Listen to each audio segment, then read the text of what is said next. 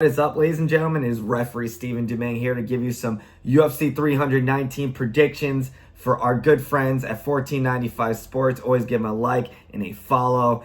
I got my Sonic jacket on, I got my Pac-Man hat on, and I'm ready to serve some UFC 319 predictions. Let's not waste any more time.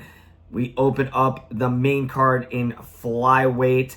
In the flyweight division, we have Kai Oscar looking to bounce back from his title fight debut, a rare thing in the UFC to debut with a title fight. But in any case, he had come up short, suffering a submission loss in the second round to Alexander Pantoja.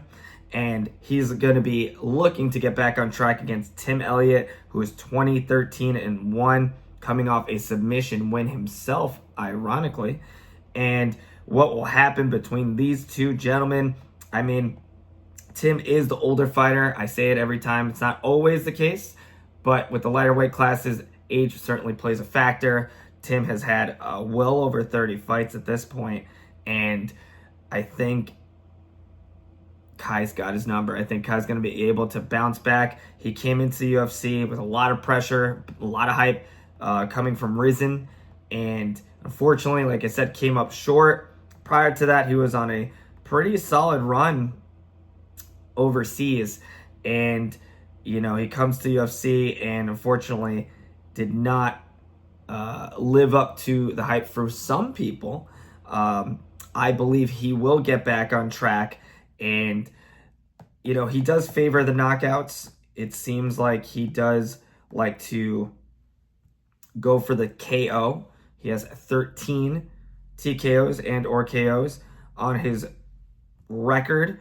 And Tim Elliott seems to favor the submission, and that is something we will certainly see these two gentlemen going back and forth over. However, I think, I do think Tim can possibly get the submission win.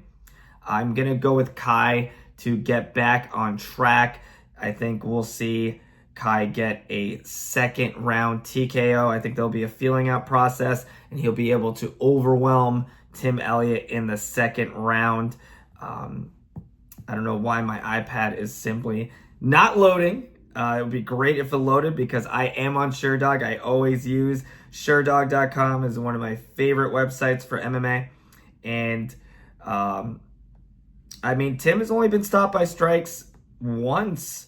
KO or TKO. So, you know, will we see it? I think so. And if this ever loads, my goodness, come on. Wow, this is wild. Come on. No, maybe so. All right, there we go. We're back on track. Sorry about that, ladies and gentlemen. In any case, yes, we're going to go with Kai by TKO in the second round. He gets back on track over Tim Elliott. Moving on to the middleweight division, we have the perennial contender, Jared Cannonier, against Michael Venom Page, who is now settled in the middleweight division in the UFC, no less. He is another fighter, came in with a lot of hype, coming from Bellator, had a long career there, and now we still have MVP, an older MVP, but MVP in the UFC nonetheless, which is always awesome. However, I don't think this will be awesome for him, unfortunately. Jared, I believe, is going to look to implement a very wrestling-heavy strategy. I can easily see this one going to the cards, with Jared getting his arm raised with a unanimous decision win. He is 18-8. He is a bit older. He's older by a couple of years, and one of the few fighters on the roster that is in his 40s. But I think Jared still has the tools to nullify Michael Page. Venom has that insane striking. I mean, the power is through the roof. Can he knock out Jared? It certainly could happen. I don't think Jared's going to give him the space to do it. I think he's going to tie him up, control the pace, take him down at will, and keep this fight gritty, control, get those points, win round after round with submission attempts, and like I said, ground and octagon control. And I think we will see Jared build a new streak and a 2-fight win streak it would be, because he is currently 3-2 in his last 5. But I believe he will make a streak out of it there. We'll see Jared get a unanimous decision win. Like I said, Michael Venom Page could certainly knock him out. I just don't see it happening, and I think we will see him go 2-2 in the UFC with a unanimous decision loss.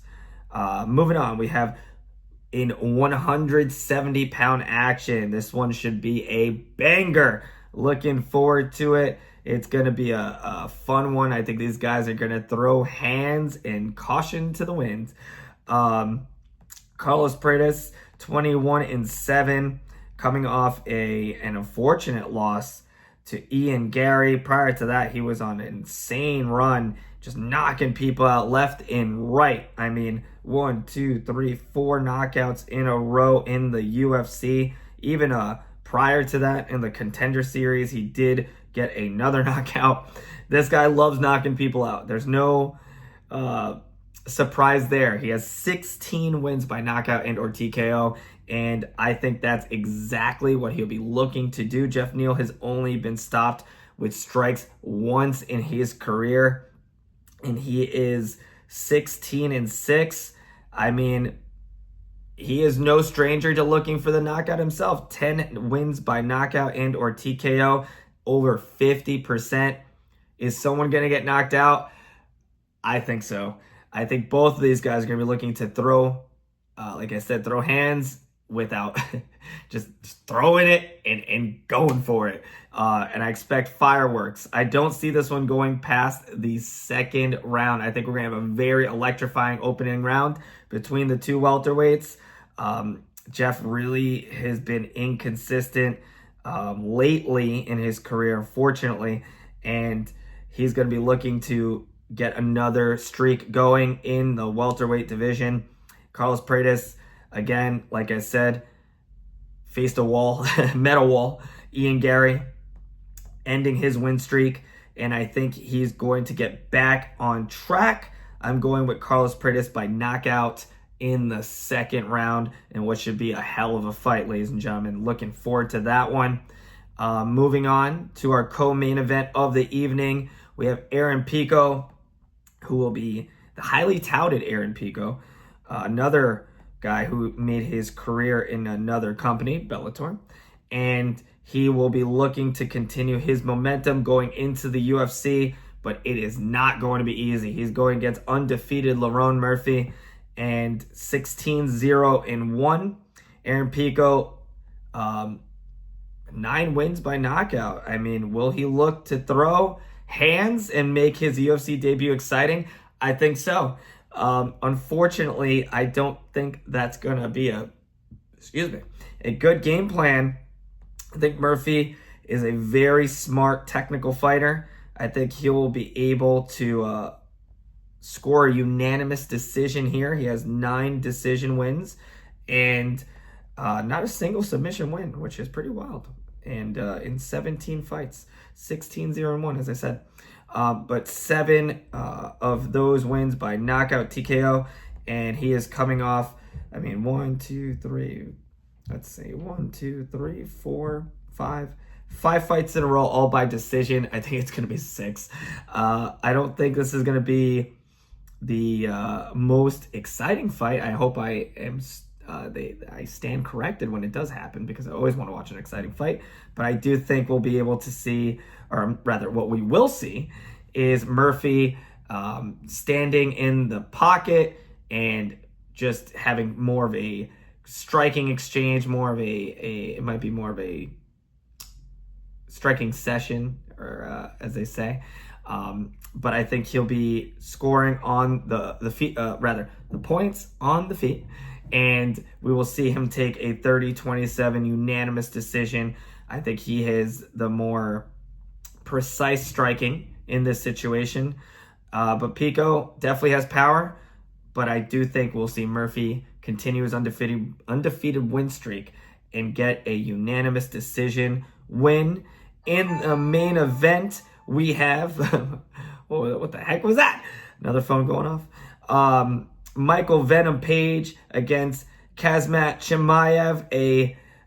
Did I just say Michael Venom Page? I'm looking at this and my iPad's running like molasses. And if I just did, forgive me, I might have just woken up. But no, it is not Michael Venom Page. It is going to be, I was just closing the pages. So this can move a little faster on the iPad.